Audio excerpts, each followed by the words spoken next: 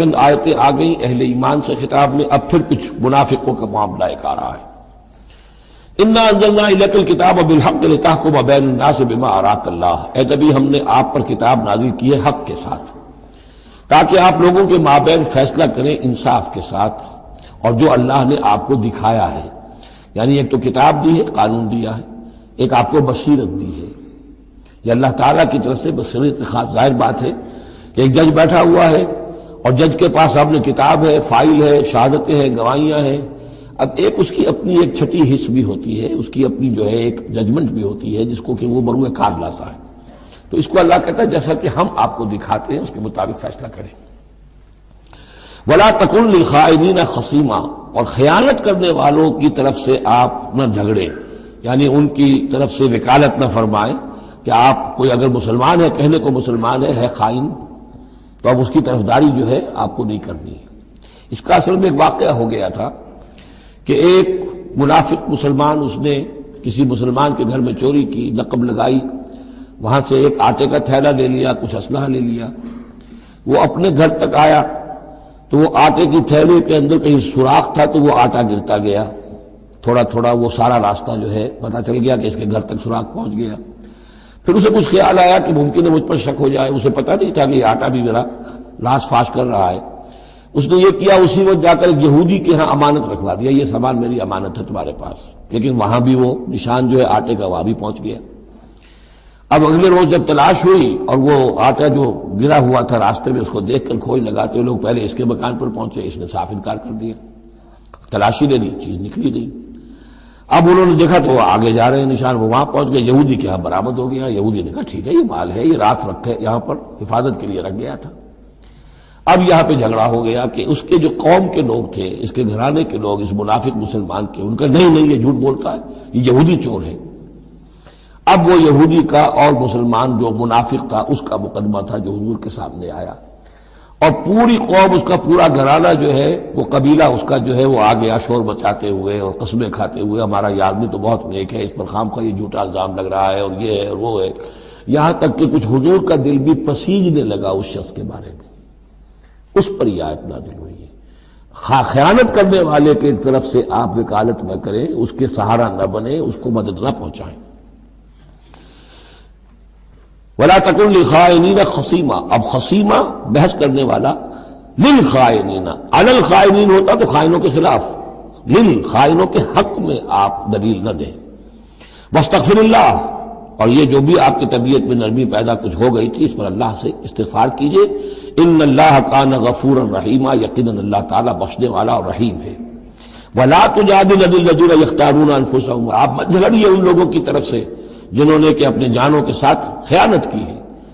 اب ہم یہ امید لگائے بیٹھے حضور ہماری طرف سے شفاعت کریں گے، چاہے ہم نے بے ایمانیاں کی ہیں، حرام خوریاں کی ہیں، شریعت کی دجیاں بکھیری ہے، تو حضور گویا کہ ہماری شفاعت کریں گے۔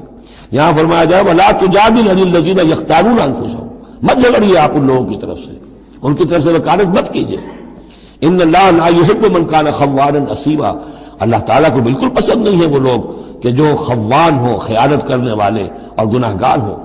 یستخفون من الناس ولا یستخفون من اللہ، یہ لوگ شرماتے ہیں اور چھپتے ہیں لوگوں سے، اللہ سے نہیں چھپتے۔ وَهُوَ مَعَهُمْ إِذْ يُبَيِّتُونَ مَا لَا يَرْضَىٰ مِنَ الْقَوْلِ، حالانکہ جب یہ راتوں کو مشورے کرتے ہیں مسلمانوں کے خلاف، حضور کے خلاف، یہ منافقین کی بات آ رہی ہے تو اللہ تعالیٰ ان کے ساتھ موجود ہوتا ہے۔ اگر تو ایمان ان کا ہو اللہ پر تو انہیں معلوم ہو کہ اللہ سن رہا ہے ہماری بات۔ یہ مسلمانوں سے ڈرتے ہیں، خفیہ رکھتے ہیں اپنی باتوں کو، ان بدبختوں کو یہ خیال نہیں ہے کہ اللہ وہ تو ہر وقت ہمارے پاس موجود ہے۔ وَكَانَ اللَّهُ بِمَا يَعْمَلُونَ مُحِيطًا، اور جو کچھ وہ کر رہے ہیں اللہ اس کا احاطہ کیے ہوئے ہے، یعنی اس کی پکڑ سے یہ کہیں باہر نہیں نکل سکتے۔ ہاں انتم ہؤلاء جادلتم عنہم فی الحیاۃ الدنیا، اب یہاں پہ اشارہ ہو رہا ہے وہ جو منافق مسلمان تھا، چور، اس کے جو گھرانے والے لوگ تھے کہ اے لوگوں تم نے دنیا کی زندگی میں تو ان کی طرف سے جھگڑا کر لیا، یہاں تک کہ حضور کو بھی بچلانے کی حد تک تم پہنچ گئے۔ وَمَن يُجَادِلُ اللَّهَ عَنْهُ يَوْمَ الْقِيَامَةِ، قیامت کے دن کون مجادلہ کرے گا اللہ سے؟ یہاں تم چھڑا بھی لو، حضور کو بھی فرض کیجئے، حضور نے فرمایا، یہ حدیث موجود ہے کہ میرے سامنے کوئی مقدمہ پیش ہوتا ہے تو کوئی ایک فریق زیادہ چرب زبان ہوتا ہے، اپنی بات کو پیش کرتا ہے اور میرے ہاں سے وہ غلط فیصلہ لے جاتا ہے۔ فرض کیجئے زمین کا کوئی ٹکڑا تھا اور میں نے غلط ڈگری اس کے حق میں دے دی، تو وہ سمجھ لے کہ چاہے میری عدالت سے ڈگری لے کر گیا ہے لیکن وہ جہنم کا ٹکڑا لے کر گیا ہے، زمین کا ٹکڑا لے کر نہیں گیا ہے۔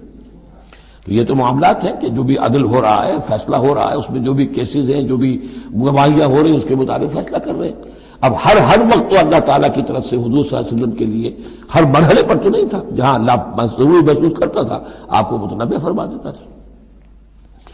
ہاں انتم ہؤلاء، یہ تمہیں لوگ ہو، جادلتم عنہم فی الحیات الدنیا، تم نے بہت جھگڑا کیا ان کی طرف سے، اپنے ساتھی، اپنے رشتہ دار کی طرف سے دنیا کی زندگی میں۔ فمن یجادل اللہ عنہم یوم القیامہ، تو کون ہے جو اللہ سے جھگڑا کر سکے گا ان کی جانب سے قیامت کے دن؟